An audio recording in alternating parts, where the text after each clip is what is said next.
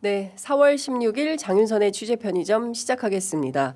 오늘은 세월호 참사 11주기가 되는 날입니다. 별이 된 아이들 오늘 어떻게 보내고 있을까요? 애청자 여러분들께서는 오늘 하루만이라도 우리 아이들 한번 기억해 주시는 날이 됐으면 좋겠다라는 말씀을 좀 드리겠습니다. 그리고 오늘 국회 법사위에서는 최상목 부총리 탄핵 소추를 위한 청문회가 열립니다. 관련해서 오늘은 국회 기재위 소속인데 오늘은 법사위에서 활약할 예정이신 더불어민주당 김영환 의원님 스튜디오에 모셨습니다. 어서 오십시오, 의원님. 예, 반갑습니다. 네. 어제부로 법사위가 됐습니다. 아니 그러면 어제부로 법사위가 됐으면 내일부로는 다시 기재위로 가는 겁니까? 아닌가요? 한 회기 동안에는 두 번 이렇게 사보임을 할 수 없어서 네네. 추경안이 제출이 되면 법사위에서 추경을 다루고 회기가 끝나면 5월 초까지 네네. 이 4월 임시회가 끝나면 그때 요청을 해서 다시 기재위로 복귀를 해야 될 것 같은데 기재위 간사님한테 받아주십시오 하고 아니 근데 이렇게 긴급 투입된 이유가 뭡니까? 그러게요. 저 사실은 이제 기재위에서 최상목 경제 정책에 대해서 이제까지 쭉 이제 제가 비판해온 입장에서 아마 당 지도부가 판단은 최상목 경제 정책 이 뭐 탄핵 소추 청문회를 할 때 경제 정책도 함께 고려해서 공격 포인트를 좀 세워라 뭐 이런 것 같아요. 그렇군요. 미션을 준 것 같습니다. 그렇군요. 그 최상목 경제 정책 그렇죠. 아마 일타수 이렇게 되는 거고 저쪽 논리는 이렇게 경제가 어려운 마당에 경제 수장을 자르면 되겠냐라는 게 그쪽 논리 아니겠어요? 그렇죠.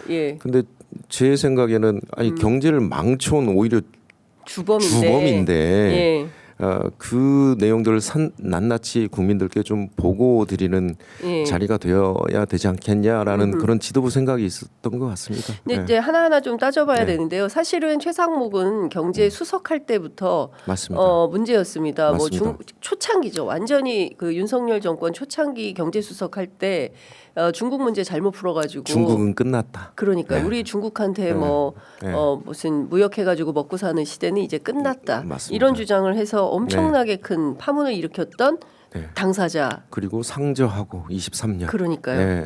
당사자. 다 틀렸잖아요. 다 틀렸죠. 그러니까 지금 근데 이 사람이 최근에는 뭐 퍼스널 컬러 맞추고 돌아다니면서 급기야 마은혁 재판관 임명 안 하기까지 아주 다양한 퍼레이드를 그러니까 그 대통령 노름하는 날 제가 그날 한번 봤어요. 개인 파산 접수 건수가 126건, 162건. 개인 파산? 파산 접수 건수가. 하루에? 하루에 그날. 그러니까 컬러 맞추고 대통령 노름하는 그날 128건. 162건. 162건. 폐업자 수가 2,702명. 그다음에 개인 회생 접수 건수가 667건. 이렇게 민생은 그날도 힘들었어요. 그런데 이 권한대행이라는 사람이 대통령 노름 했던 거 아닙니까? 한 석 달 동안. 기가 막힙니다. 이제 하나하나 이제 짚어봐야 되는데 오늘 이제 첫 등판일입니다. 잠시 후에 국회 이 법사위에 김영환 의원님께서 날카롭게 어떤 질문을 하실지 애청자 여러분들께서 주목해서 보셔야 되는데 오늘 그러면 의원님은 한 놈만 패는 겁니까? 좀 몇 놈 있습니다. 몇 놈 있습니까? 있는데 일단은 뭐 이제 최상목 이제 청문회이니까 최상목의 두 가지 그러니까 하나는 헌법 위반, 또 하나는 경제적으로 이미 탄핵해야 될 사람을 강조해서 좀 얘기를 하고 싶고요. 특히 이제 헌법 위반 같은 경우는 그 예비비 쪽지 관련된 부분이 있습니다. 그런데 최상목이 이제까지 쪽지 아니에요, 의원님. 계엄 지시서로 바꿔주십시오. 맞습니다. 계엄 지시서. 쪽지라고 하기엔 너무 큽니다. A4 용지였어요. 맞습니다. 거기에서 이제까지 접어서 아무것도 안 봤다라고 얘기했는데 제가 대정부 질문할 때 살짝 얘기하고 건너간 게 있습니다. 실토를 한 게 있어요. 자기 최상목이. 모르게. 그 실토한 장면 한번 보고 가겠습니다. 일단 보시고 말씀 계속 이어가겠습니다.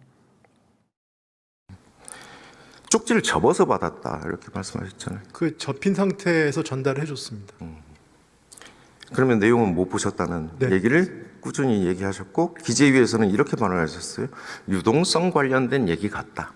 제가 네. 첫 줄이 예비비라는 걸 봤는데 그거조차 예비비 보셨죠? 네, 그런데 그 부분을 예비비는 보셨어요. 예비비란 말을 기억을 못해서 그러니까 예비비는 제가 보셨어요. 대장자금의 그렇죠? 유동성이라고 네. 예비비는 보셨어요? 딱 얼굴이 표정이 부분에 딱 굳어져요. 왜냐하면 예.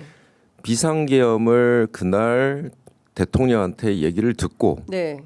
자기는 첫 줄에 예비비를 받고 네. 제가 그 예비비 받다는 걸 물고 들어가자 본인이 법대 출신이에요. 알아요. 예. 이게 어떤 의미인지. 예. 그럼 비상계엄 자금 아닙니까? 그렇습니다. 그 지시 문건을 받은 거예요. 거죠. 예. 그리고 윤인대한테 그러니까 예. 차관보예요. 윤인대 차관보. 예. 차관보한테 예. 자기는 대통령한테 받아서 접어서 바로 윤인대한테 줬다고 예. 그랬거든요. 예. 근데 윤인대가 뭐라고 하냐면은요. 네. 비상계엄 관련 예비비와 같은 재정 자금을 확보할 것이라고 기억이 납니다라고 얘기를 해요. 맞네. 그러면 예비비 공통점이 있네요. 공통점이 있죠. 네. 그러면 비상계엄의 예비비는 비상계엄 자금 확보고 네. 그 지시를 받은 거예요. 예. 그런데 윤인대가 쪽지를 보지 않고 혹은 쪽지를 안 봤다면 네. 기재부 장관한테 최상목한테 예비비 이런 거 쪽지에 있어 예. 라고 언급을 안 해줬다면 윤인대가 어떻게 알겠습니까 이거를. 그렇죠. 예, 그래서 예. 저는 이 둘 사이에 어떻게 입을 맞췄는지 모르지만 첫 번째 비상계엄을 선포를 한다는 대통령 얘기를 듣고 예비비라는 첫 줄에 있는 예비비라는 것을 단어를 봤다면 네. 본인이 바로 내란 임무 종사에 해당이 되는 겁니다. 예. 예. 그래서 이제까지 거짓말을 해왔던 거예요. 자기는 쪽지 이렇게 접어서 예, 안 봤다. 그 쪽지도 예. 원래는 이게 다 펴진 상태로 다닌 그러니까, 거잖아요. 네. 네. 구겨진 자국이 전혀 없는. 그러니까요. 예. 예. 그게 말이 안 되는 거짓말이고. 맞습니다. 예. 그러니까 이제 본인은 본 겁니다. 네. 네, 내용을 다 보고 인지를 한 거죠. 인지도 하고 네. 이거 예비비 돈을 어디서 어떻게 마련을 해야 되나 그 관련해서 F4 회의를 했을 수도 있겠네요.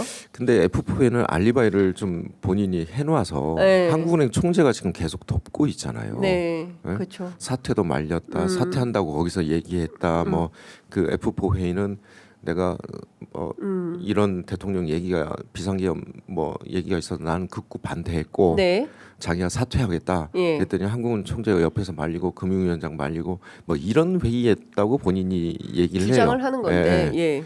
그리고 한국은행 총재도 우리가 간담회 통해서 확인을 해보니까 기재위 민주당 의원들만 가서 한번 한국은행 가서 네네네. 확인을 했잖아요. 그런데 한국은행 총도 변호를 해주더라고요. 예. 그래서 뭐 별다른 뭐 추가 조치, 뭐 유동성, 뭐 이런 조치는 뭐 이제 그 감독 기관이니까 네. 통화 정책 예. 자기가 조치를 하는데 최상목은 사퇴하려고 했는데 내가 말렸다. 뭐 이런 식으로 저 변호를 계속 해주고 있어요. 그러니까 이제 중요한 것은 지금 최상목이 내란의 중요 임무 종사자에 해당한다. 그 단서가 예비비라는 말로 확인됐다. 이렇게 네. 볼 수 있다. 본인은 인지했어요 이미. 네. 예. 네. 그거 상식적으로 인지를 안 할래 안 할 수가 없습니다. 비상계엄을 선포를 한다고 했고 쪽지에 예비비를 받다면 예.